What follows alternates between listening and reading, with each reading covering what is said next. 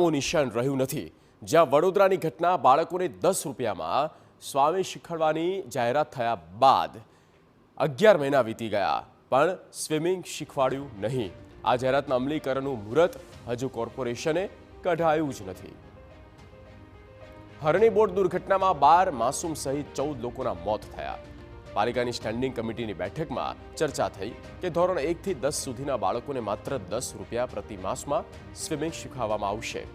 ચર્ચા થયા બજેટના ચોપડામાં લખાઈ ગયું છે અને ઉત્સાહથી જાહેરાત થઈ। લગભગ 11 મહિના વીત્યા, હજુ નિર્ણય નથી લેવાયો। પાલિકા સૌથી વધારે જાણીતું એ વાત માટે છે કે પ્રોજેક્ટો શરૂઆત કરે છે પરંતુ એ પ્રોજેક્ટ અંત સુધી કામ નથી કરતો। આવો જ એક પ્રોજેક્ટ છે કે 10 રૂપિયામાં વડોદરા શહેરના બાળકોને સ્વિમિંગ શીખવાડવાની વાત। ગત જાન્યુઆરી મહિનામાં જ્યારે હરણી બોટકાંડની દુર્ઘટના બની હતી, 12 બાળકો સહિત 14 લોકોના જ્યારે મૃત્યુ થયા હતા, ત્યારબાદ પાલિકાએ મોટા ઉપાડે જાહેરાત કરી, બજેટમાં પ્રોવિઝન પણ આપ્યું કે વડોદરા શહેરના તમામ બાળકોને 10 રૂપિયામાં સ્વિમિંગ શીખવાડવામાં આવશે। પરંતુ આ બાબત ફક્ત ચોપડા પૂરતી જ મર્યાદિત રહી। નથી પૂરતા સ્વિમરો કે નથી જે બાળકો આવે તેને શીખવાડનાર કોચ।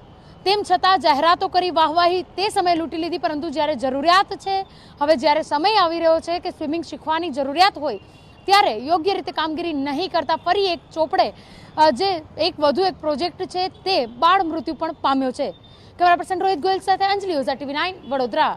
તો ડેપ્યુટી મેયરને પૂછવામાં આવ્યું ત્યારે તેઓએ આગામી દિવસમાં તાત્કાલિક કામગીરી કરાશે તેવું રટણ કર્યું।